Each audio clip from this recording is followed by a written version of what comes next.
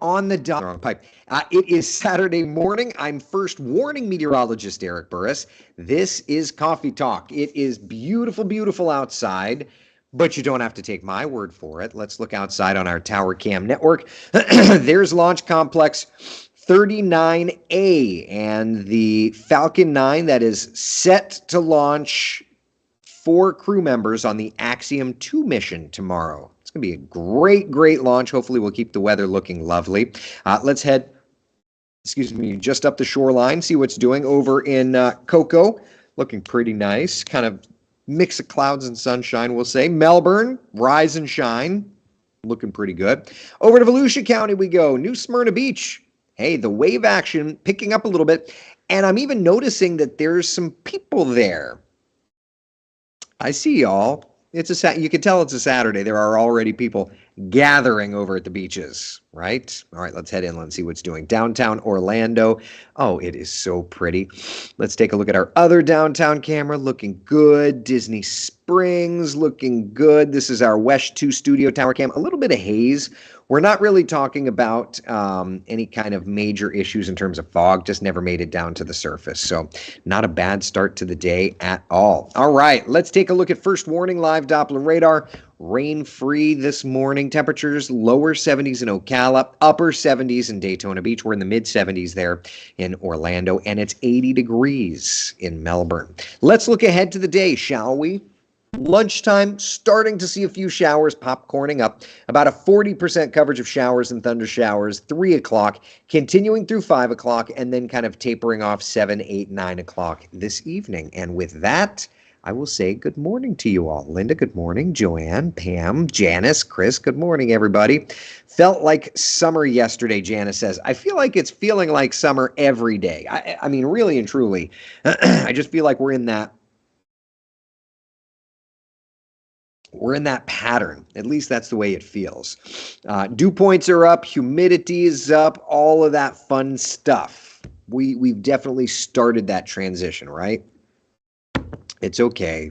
It's okay. If you're wanting to get into the backyard swimming pool today to cool down, I would just say it's not a great day. It's not really even a good day. It's an okay day because you've got the morning fine. But I think with an earlier onset to the showers and thunder showers, we're probably going to be dealing with a little bit of an impact on the rainfall there. So it is what it is. If you're heading out to the theme parks, water park, for example, around lunchtime, it's hot and humid, but we're starting to popcorn up just a little bit of rainfall. Keep that in mind. If you're heading over to Universal Studios, scattered showers, even a few thunder showers earlier, around dinner time or so. But then clearing thereafter. 6 p.m., some scattered showers, particularly out west of town. But this is good because with an earlier setup to the rain, as counterintuitive as it may be, we are going to be better and better for things like the Orlando Pride game over at Exploria. Yeah. By 7 o'clock, I think all the rains will be west of us. So I think we'll be doing just fine there for 7 o'clock. And then 8, 9, 10 o'clock or so, we'll be watching certainly everything fading on out. Mike, does the LRC recycle support any ridge in the East Coast this summer? Hope not too much cool weather. Mike, you'll get plenty of pool weather. That's for sure. Yeah. But everything recycles. Yeah, everything recycles in the LRC. We showed this yesterday. I'll show it to you again today. That Carolina coast storm system, still there, still doing its thing. It's fading, but it's still there this morning. There's the Carolina coastal storm system. And then this next frontal boundary is going to end up giving us that moisture to impact us this week. What? I just said a lot. So let's kind of take a look. You know what? Before we even do that, let's just look at our 7-day forecast. Let's start here, and then we can work forward, okay? So today, it's a 40% coverage of showers and storms. I'll look at the future cast in a minute, but I do want to illustrate, while we're at a 40% chance of storms today, notice 50% coverage tomorrow, 80% Monday, Tuesday, and Wednesday. So yeah, rain chances are absolutely rising. But let's take a look at Futurecast and get an idea of the timing of the rain. Oh, that's the wrong one. That's for the launch tomorrow that I built. All right, so here's this morning. We're looking good, but notice by 12, 12:30, 1 o'clock, already starting with these pesky showers around, right? By 2, 3 o'clock, widespread showers, even thunder showers. 4 o'clock, same idea. 5 o'clock, rains around.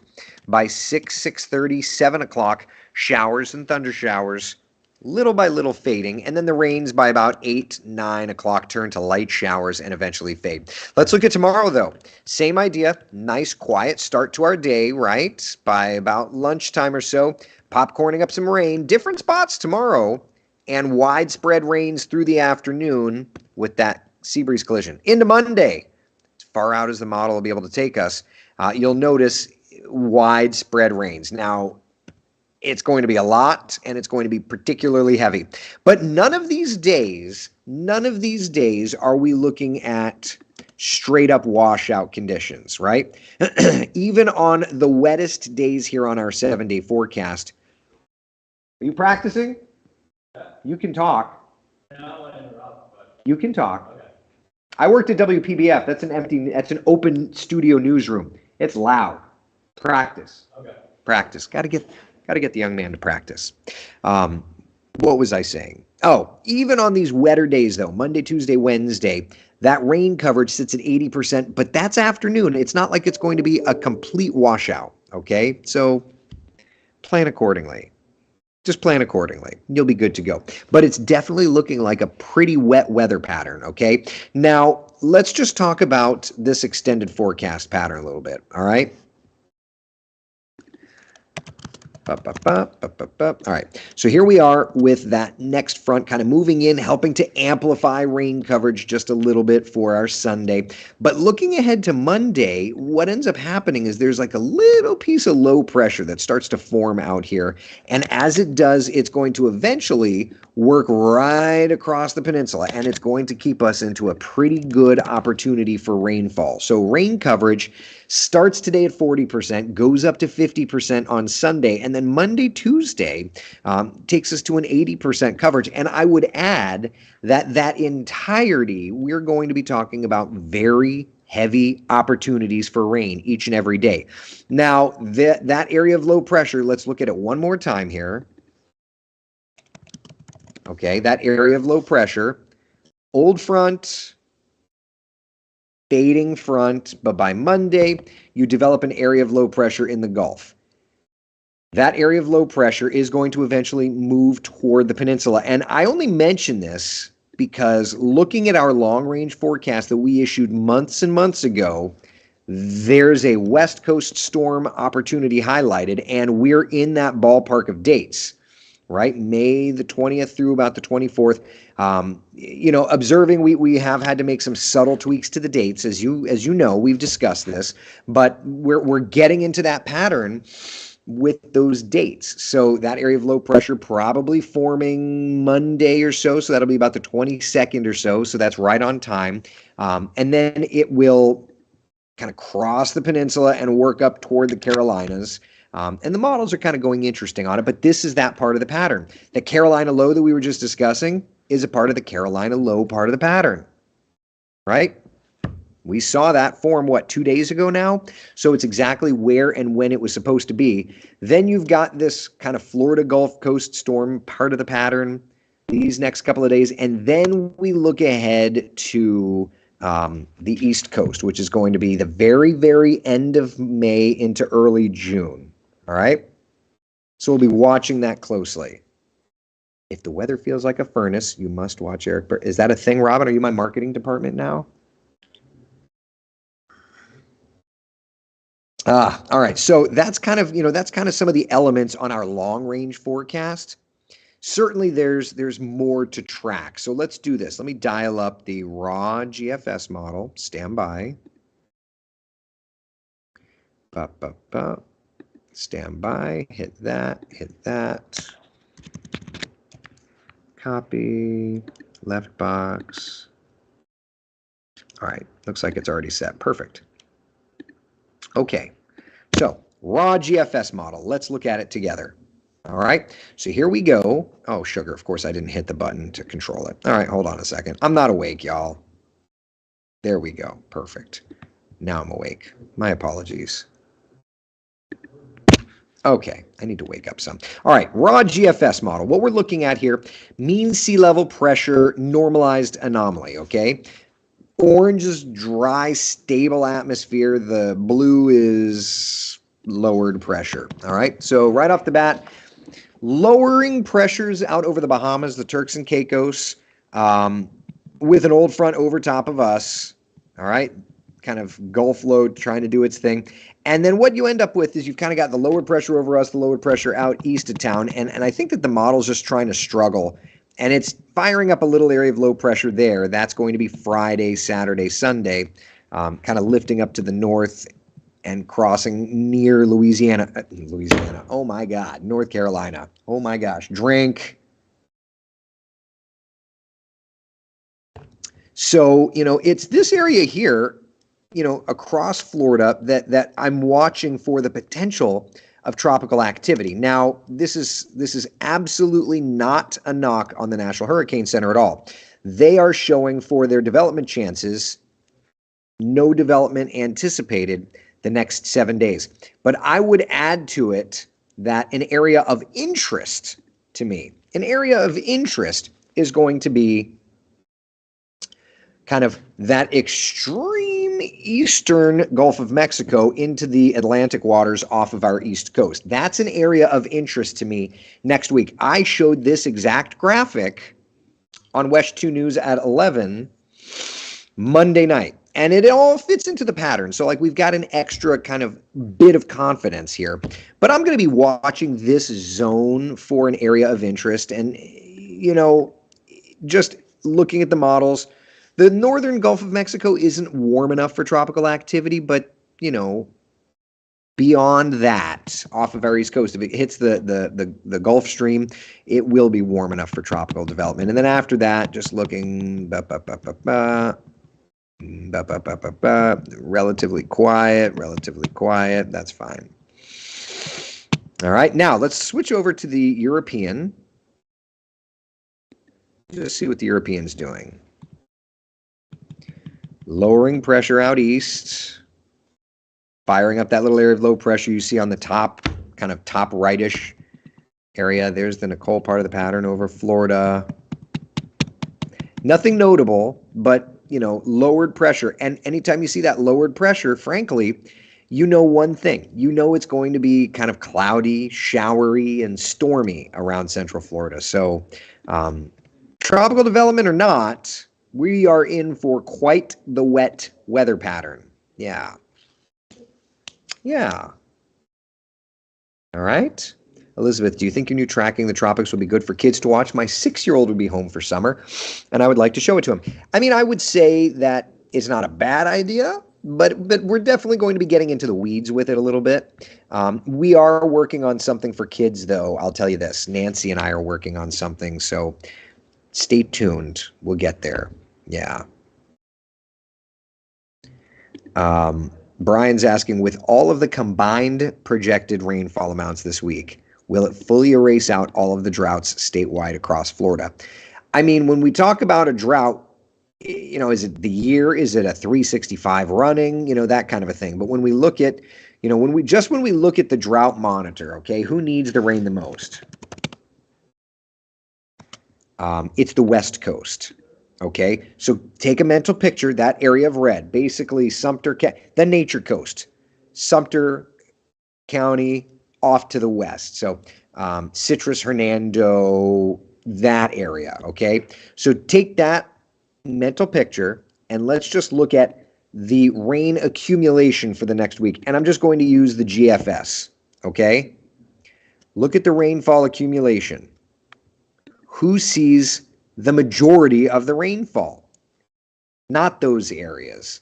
The majority of the rain looks to be around the Orlando metro off to the east. So what you end up with is, sure, we're going to get some showers here across our coastal areas, but it's not going to be the drought deficit killer that you would want, at least along the Nature Coast. Now, could we get some rain there? Yeah. Could it help? Absolutely.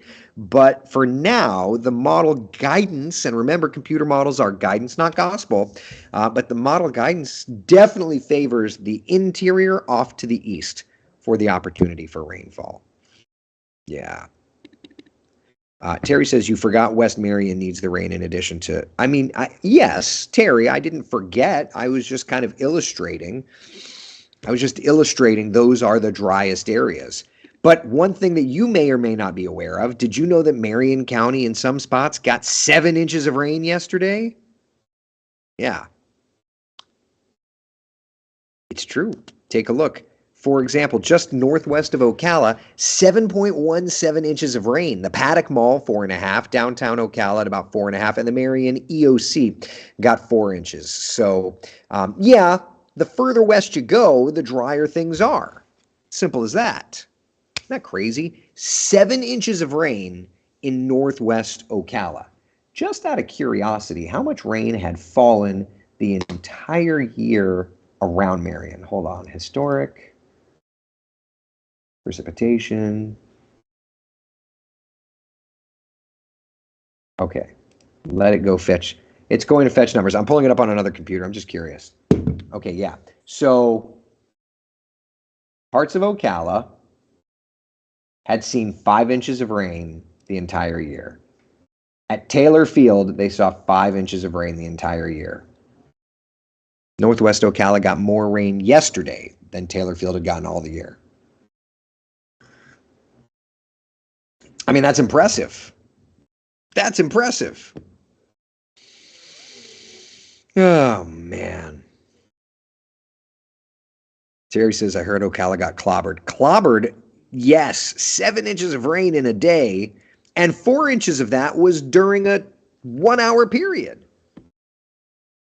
You know, so there you go.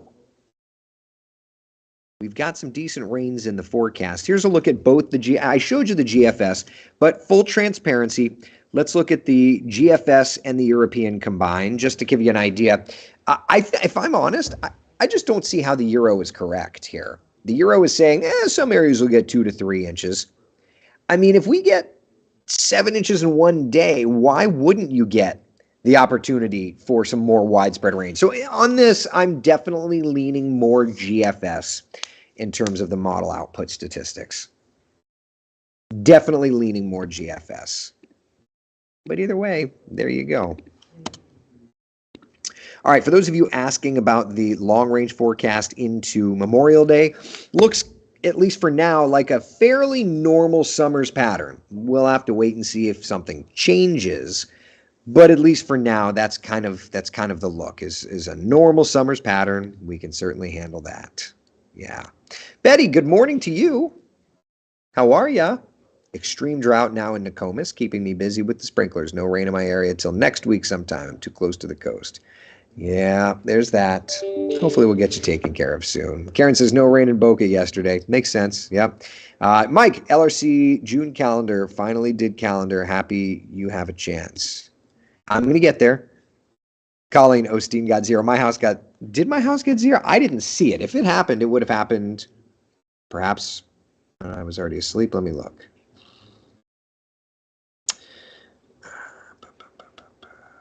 Let's see here. How do I have 11 text messages? Who's texting me? Okay, so I got 6/100ths of an inch of rain yesterday.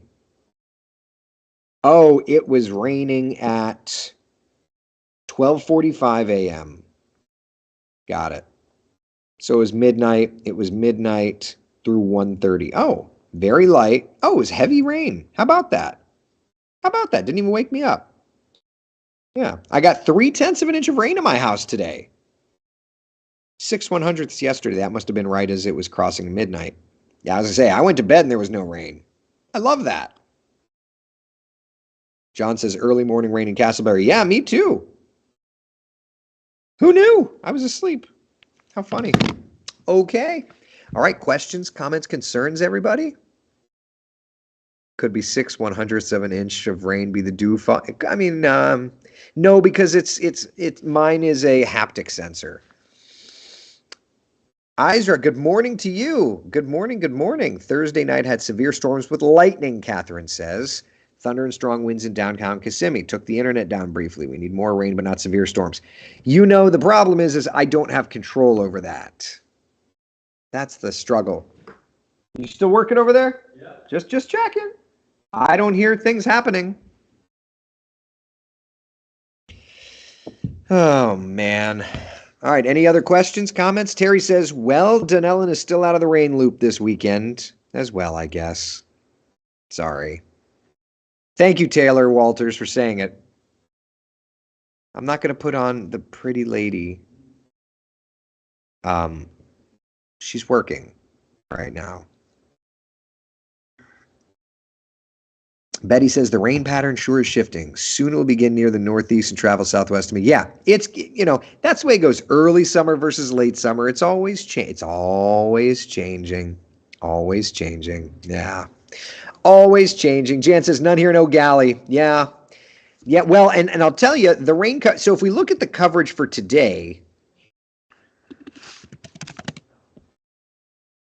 here's the rain coverage for today, okay?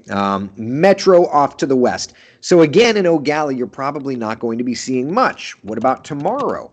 Let's look at the rain coverage for tomorrow. And it's the same kind of idea inland. But tomorrow, at least that will play in nicely because, of course, we have a crewed mission over at the Kennedy Space Center. Did you know Axiom 2 is on the pad? We just showed it. The forecast for tomorrow, 60% chance of good weather. And frankly, I'm optimistic. All the showers and storms should be pushing inland. So I think, I think we'll be doing okay.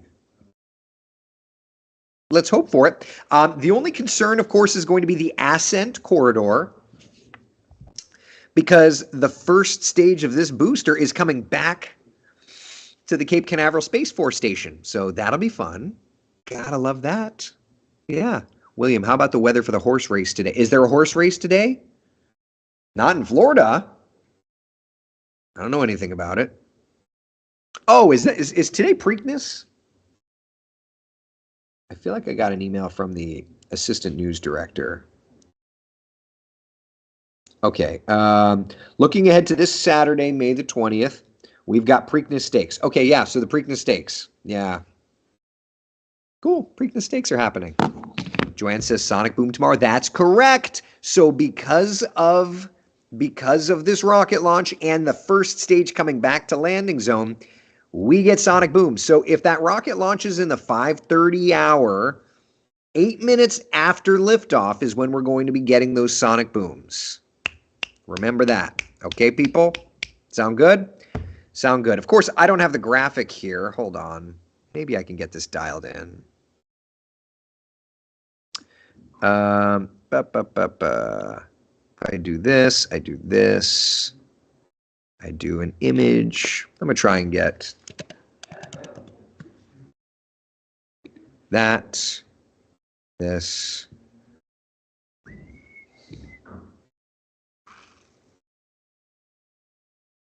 Here it is. Okay. All right. I get the graphic done. Very good. Let me get it resized. How much time? 2 minutes? All right. All right.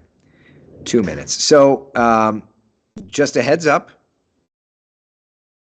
for transparency purposes. Coming up this week, and I'm very excited about it, coming up this week, we've got the season starting. Yeah. Tuesday at 10 a.m., meteorologist Jeremy Nelson and I are going to be hosting Tracking the Tropics Tuesdays, a new thing. It's like Coffee Talk. It's an additional thing. We're not going to stop with Coffee Talk, but we're just going to add something. All right? All right, I got a minute 30. I guess I need to go do TV. Be the sunshine in someone else's day. I'll be tweeting and Facebooking and all that other stuff later on. In the meantime, be good. UConn says awaiting final code for 1 minute countdown. 0, 0, 0, destruct 0. And if you get that reference, UConn, you have to get that reference because you set it up. I could hear UConn. I could hear the woman's voice. Awaiting final code for 1 minute count. Do you get that reference? What is it from? Shut up. Do you get that reference? Christina, you get that reference? You're too pretty to be that nerdy. Oh, UConn gets it. Okay. All right.